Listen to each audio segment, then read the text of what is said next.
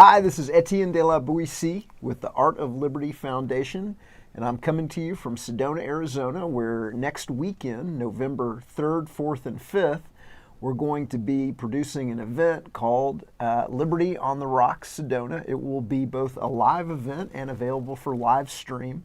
And really the goal is to activate and inspire the liberty movement, not just in Sedona, but all over Arizona. And we're going to be broadcasting it live to kind of show other places how you can start and have a successful, fun, amazing liberty movement like we have here. And so one of the some of the events that will be going on Friday night, we'll be kicking it off with a guided group meditation and sound healing brought to you by the Sedona Quantum Consciousness Center.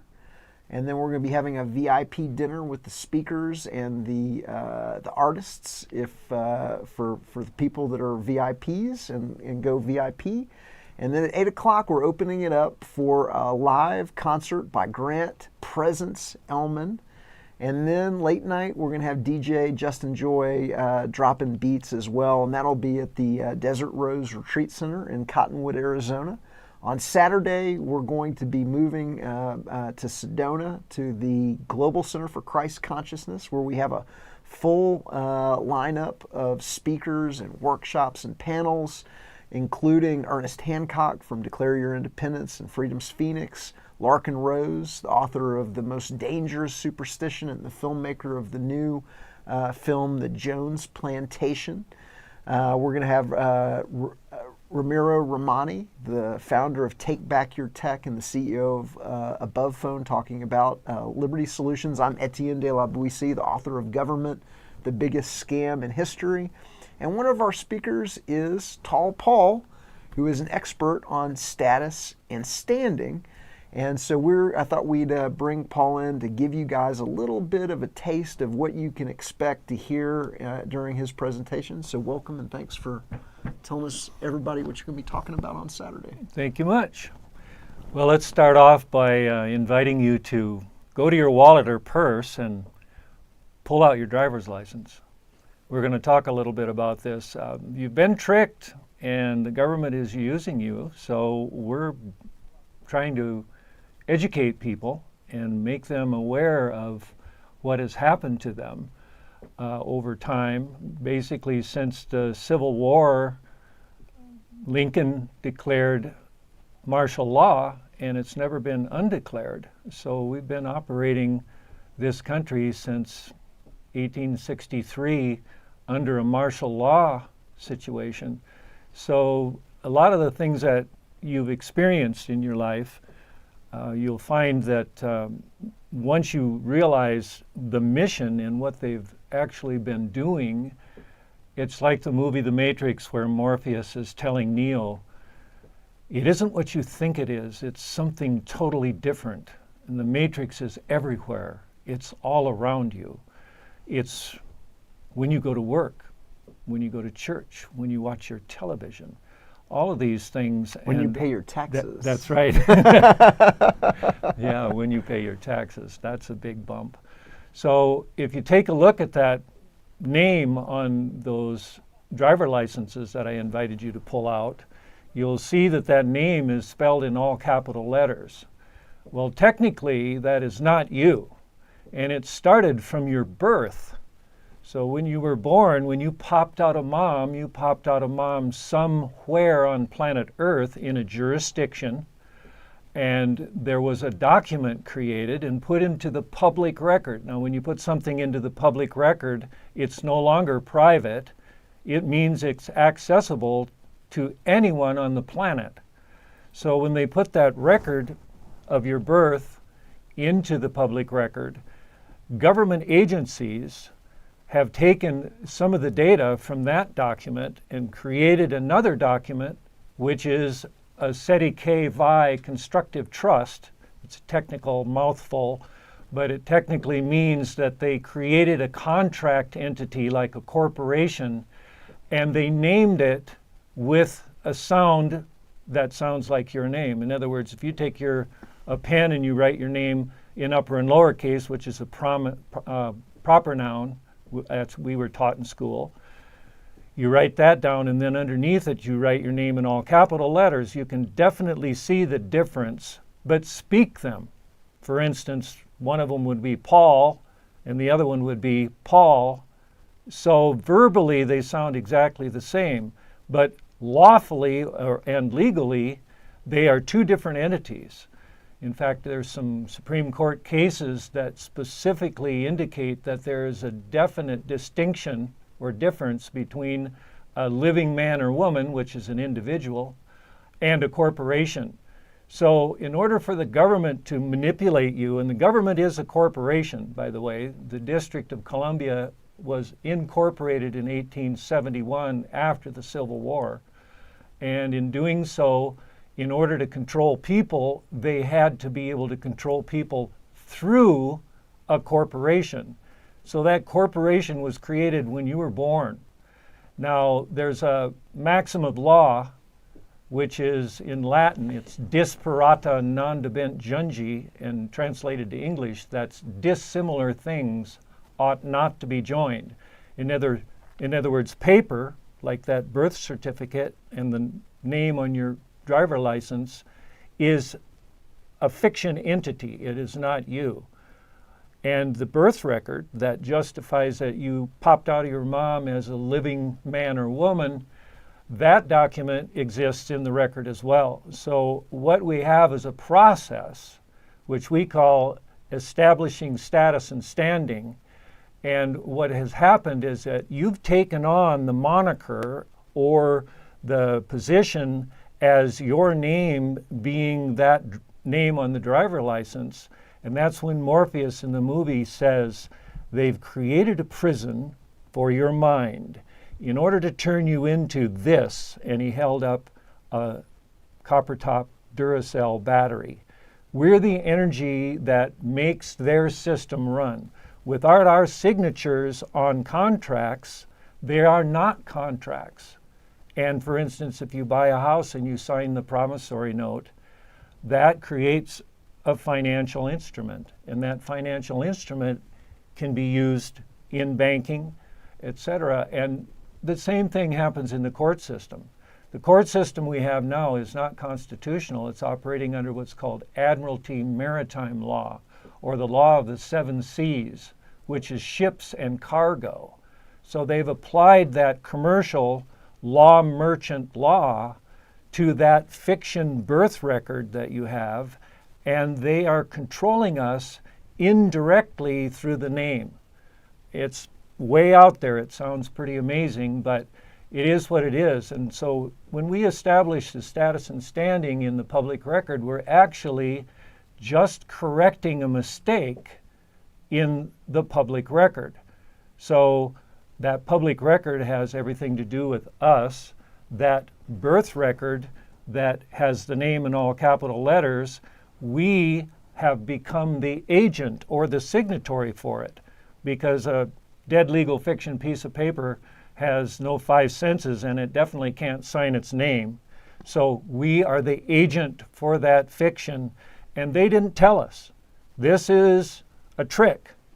It's trickery. And they have done it so that whenever we sign our name on certain forms and in court on certain documents, it's creating financial instruments that they trade in the international market. So without us, none of that would work. So the control aspect is that they have control over that all capital letter name fiction entity, but they don't have control over us. Because again, that's paper, which is the corporation, and the government is a corporation, and flesh, which are men and women. So in order for that corporation to control men and women, they tricked us into using that birth record and being the signatory for it.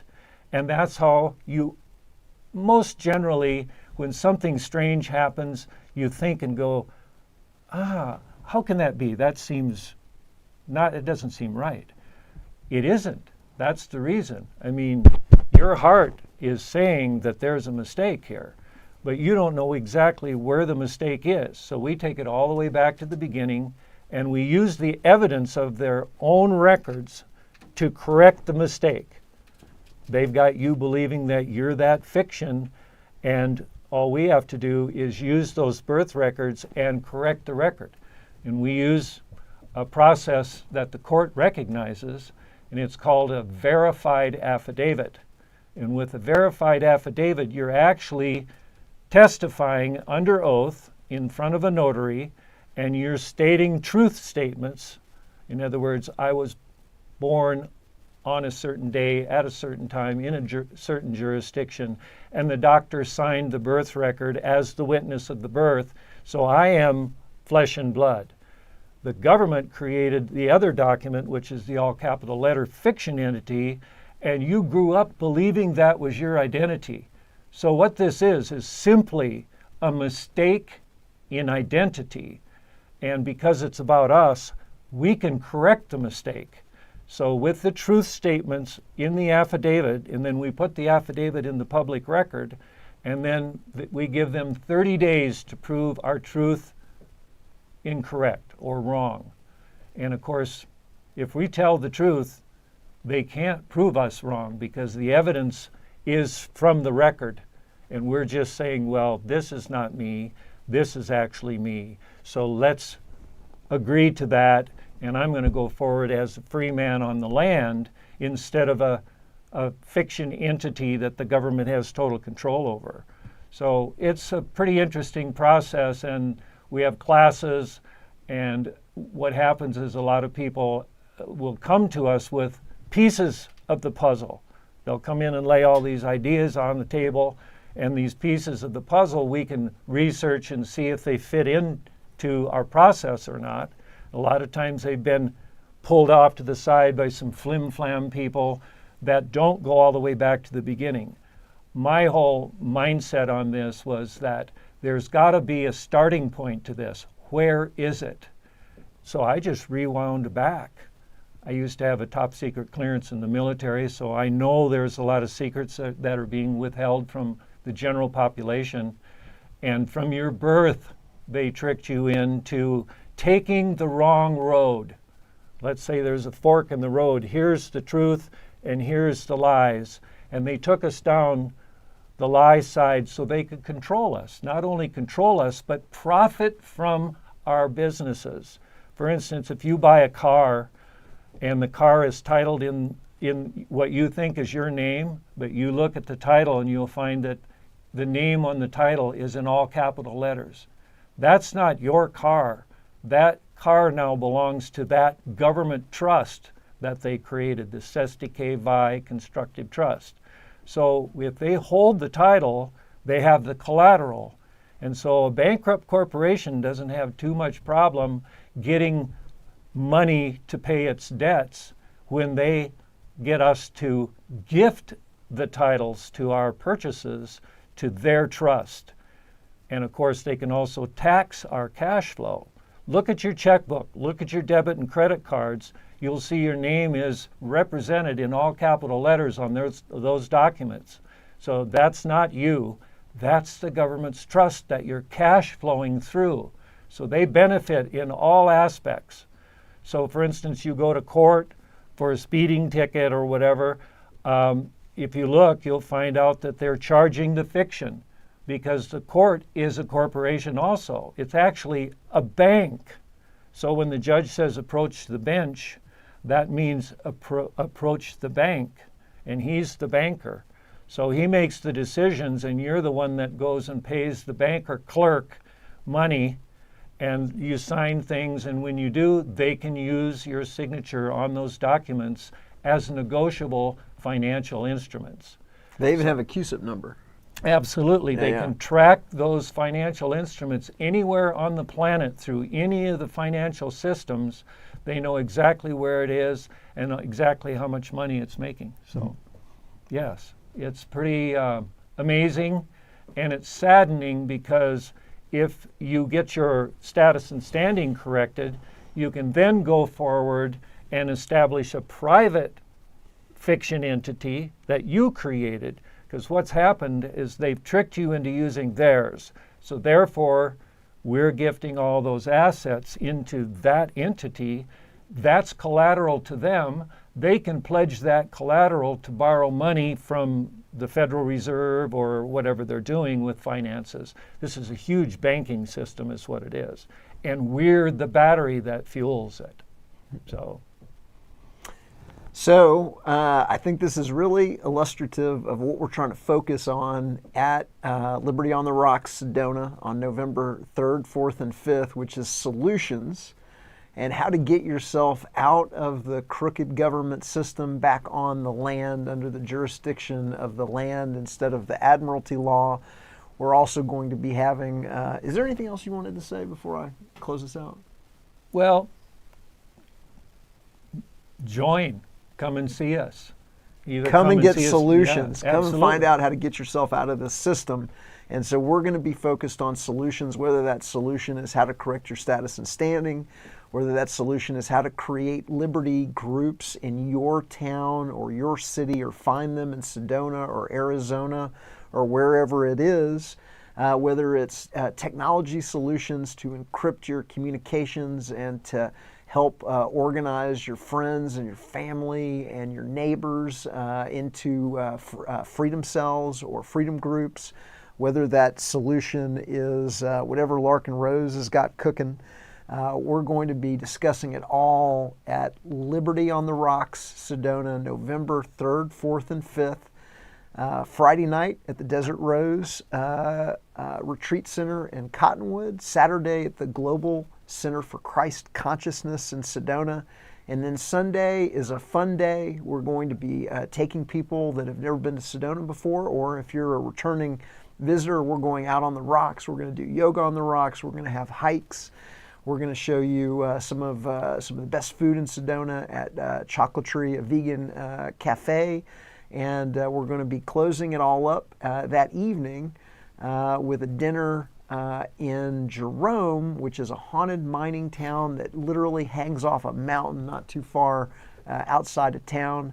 And so whether you're attending live or you're watching us through the live stream, you're going to learn a lot, and you're going to learn how to supercharge and activate your Liberty group in your city, or find one if you don't have one.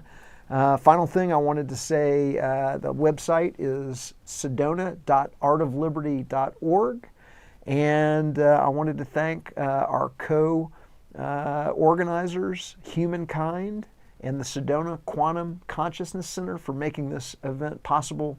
We can't wait to see you next weekend in Sedona. Thank you.